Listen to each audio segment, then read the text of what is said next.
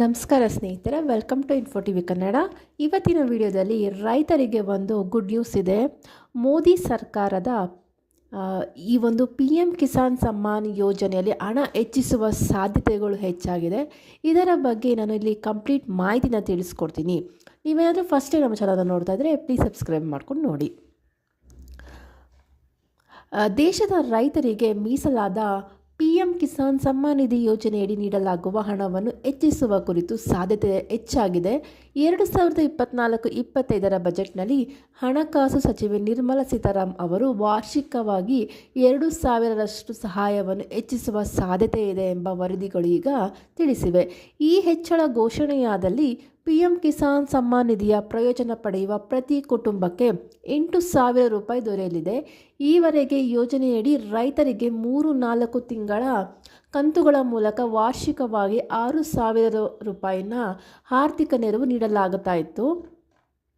ಮಧ್ಯಂತರ ಬಜೆಟ್ 60,000 ಕೋಟಿ ಹಂಚಿಕೆಯಿಂದ ಬೊಕ್ಕಸಕ್ಕೆ ಹೆಚ್ಚುವರಿ 20,000 ಕೋಟಿ ವೆಚ್ಚವಾಗುವ ನಿರೀಕ್ಷೆ ಇದೆ.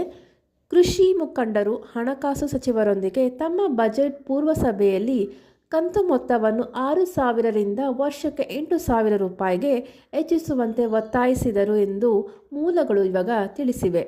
ಲಾಭದ ಮೊತ್ತವನ್ನು ಹೆಚ್ಚಿಸುವುದರಿಂದ ರೈತರಿಗೆ ಹೆಚ್ಚಿನ ಆರ್ಥಿಕ ಬೆಂಬಲವನ್ನು ಒದಗಿಸಲು, ಅವರ ಆದಾಯವನ್ನು ಸ್ಥಿರಗೊಳಿಸಲು ಮತ್ತು ಕೃಷಿ ವಲಯದಲ್ಲಿ ಹೆಚ್ಚುತ್ತಿರುವ ವೆಚ್ಚವನ್ನು ನಿಭಾಯಿಸಲು ಸಹಾಯ ಮಾಡುತ್ತೆ ಎಂದು ಅರ್ಥಶಾಸ್ತ್ರಜ್ಞರು ಅಭಿಪ್ರಾಯಪಟ್ಟಿದ್ದಾರೆ. ವಾರ್ಷಿಕ 6,000 ರೂಪಾಯಿ ಲಾಭವನ್ನು 3 ಸಮಾನ ಕಂತುಗಳಲ್ಲಿ ವಿತರಿಸಲಾಗಿದ್ದು, ಈ ಯೋಜನೆಯು ರೈತರಿಗೆ ಅಗತ್ಯವಾದ ಕೃಷಿ ವೆಚ್ಚಗಳನ್ನು ಪೂರೈಸಲು ಮತ್ತು ಲೇವಾದೇವಿಗಾರರ ಮೇಲಿನ ಅವಲಂಬನೆಯನ್ನು ತಪ್ಪಿಸಲು ಸಹಾಯ ಮಾಡಿದೆ ಎಂದು ಅಧ್ಯಯನಗಳು ತೋರಿಸಿವೆ.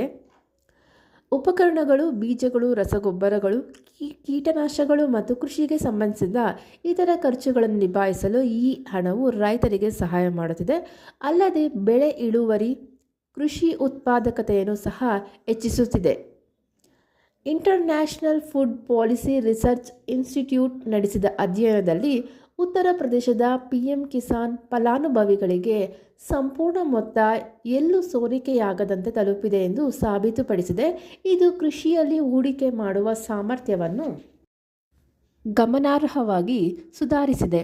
ಗ್ರಾಮೀಣ ಆರ್ಥಿಕತೆಗೆ 3,24,00,00,000 ಕೋಟಿಯ ಒಳಹರಿವು ರೈತರ ಆರ್ಥಿಕ ಸ್ಥಿರತೆಯನ್ನು ಹೆಚ್ಚಿಸಿದೆ ಮಾತ್ರವಲ್ಲ, ಸ್ಥಳೀಯ ಮಾರುಕಟ್ಟೆಗಳು ಮತ್ತು ಸೇವೆಗಳನ್ನು ಸಹ ಉತ್ತೇಜಿಸಿದೆ. ಈ ರೀತಿಯಾಗಿ ಬಜೆಟ್ನಲ್ಲಿ 6,000ರಿಂದ 8,000 ರೂಪಾಯಿಗೆ ಹೆಚ್ಚಿಸಿದರೆ ಇದು ರೈತರಿಗೆ ಒಂದು ಗುಡ್ ನ್ಯೂಸ್ ಅಂತಲೇ ಹೇಳ್ಬೋದು. ಎಲ್ಲರಿಗೂ ಸಹ ಇದು ತುಂಬಾ ಅನುಕೂಲನೂ ಆಗುತ್ತೆ. ಇದಾಗಿತ್ತು ಪಿ ಎಂ ಕಿಸಾನ್ ಯೋಜನೆಯ ಹೊಸ ಅಪ್ಡೇಟ್. ಇದೇ ರೀತಿಯ ಯಾವುದೇ ಒಂದು ರೈತರಿಗೆ ಸಂಬಂಧಪಟ್ಟಂಥ ಹೊಸ ಅಪ್ಡೇಟ್ಗಳಿಗಾಗಿ, ಯಾವುದೇ ಒಂದು ಗೌರ್ಮೆಂಟ್ ಸ್ಕೀಮ್ಗಳ ಅಪ್ಡೇಟ್ಗಳಿಗಾಗಿ ನಮ್ಮ ಚಾನಲ್ನ ಪ್ಲೀಸ್ ಸಬ್ಸ್ಕ್ರೈಬ್ ಮಾಡಿ ಮತ್ತು ಸಪೋರ್ಟ್ ಮಾಡಿ. Thank you for watching.